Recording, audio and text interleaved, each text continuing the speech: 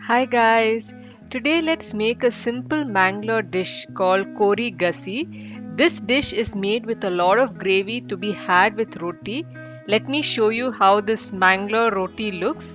It's a thin wafer like sheet which is made of rice.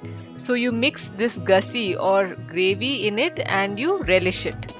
You can also relish this dish with rice, appam, dosa, semige. You can find this roti in any Mangalore store. Now let me quickly take you guys through the ingredients.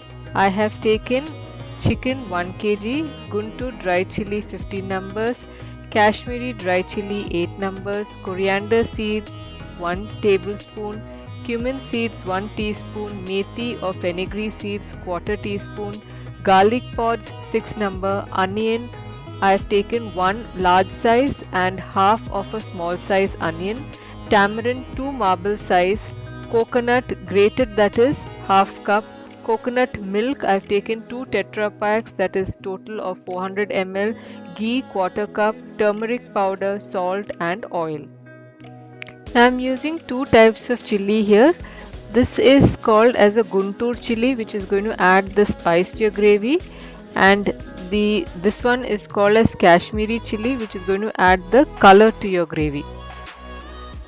I'm using tetra packs of coconut milk because I'm too lazy to make coconut milk. You can always use fresh coconut milk. It is definitely going to improve the taste of the dish. So guys, first we are going to make the spicy masala for this gravy.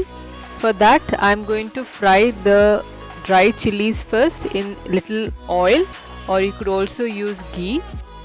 Once the chilies are slightly roasted, I'm going to add the coriander seeds, that is 1 tablespoon of it, the cumin seeds 1 teaspoon and the methi seed quarter teaspoon. I'm just going to roast it lightly. I'm going to grind the fried ingredients that we just fried. I let it cool for some time and now I'm going to make this into a fine powder. To this I'm going to be adding the other ingredients. I've roughly chopped the onion. I'm going to add that, garlic and the tamarind and the coconut. I'm going to be adding a little bit of turmeric as well. So I'm going to grind all of this with some water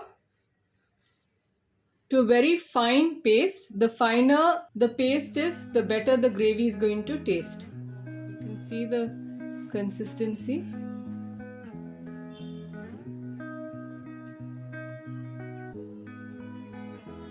So next what I'm going to do is I'm taking a heavy bottom pan and I'm going to boil the masala that I had grinded.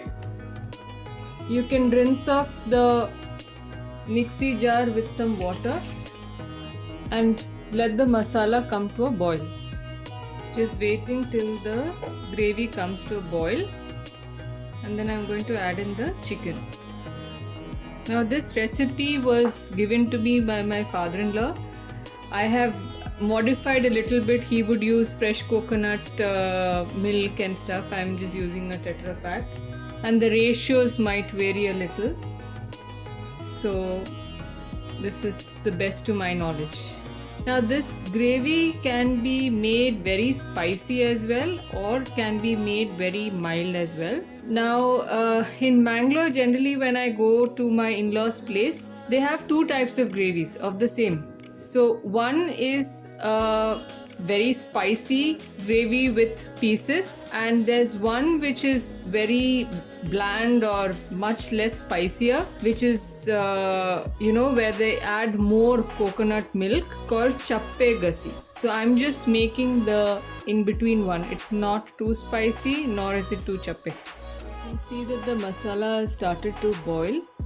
So it's been about 5 to 6 minutes now since the gravy has been boiling. Now I'm going to add in the chicken. Now you just have to let this cook in this gravy for about 15 minutes or so till the chicken is cooked. So I'm just going to close the pot.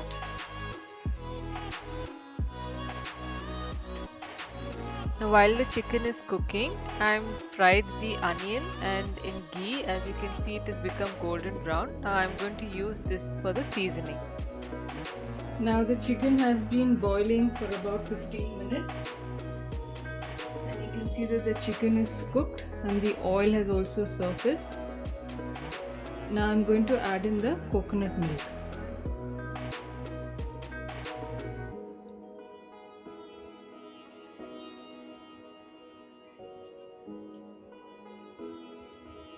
So I'm adding 2 Tetra packs here, and then I will see if I need to add any more based on the spice and the thickness of the gravy.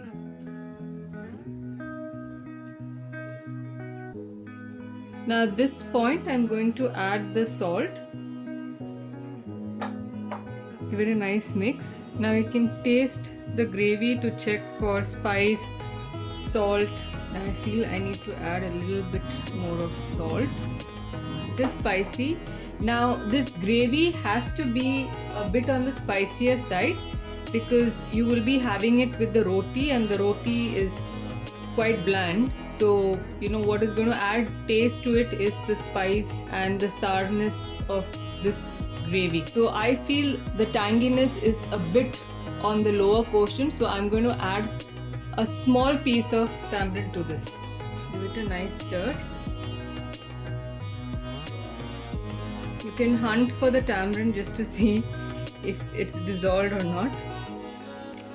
Now once I'm done tasting it and the salt is fine, the spice is fine, the tanginess is fine, I'm going to add the fried onion.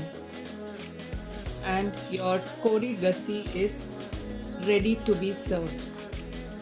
So guys, this is how you serve the Kori roti.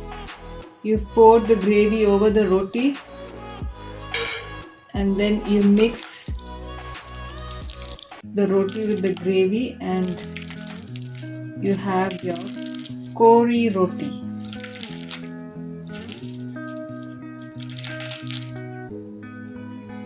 Thanks for watching. Do like, share and subscribe. Bye.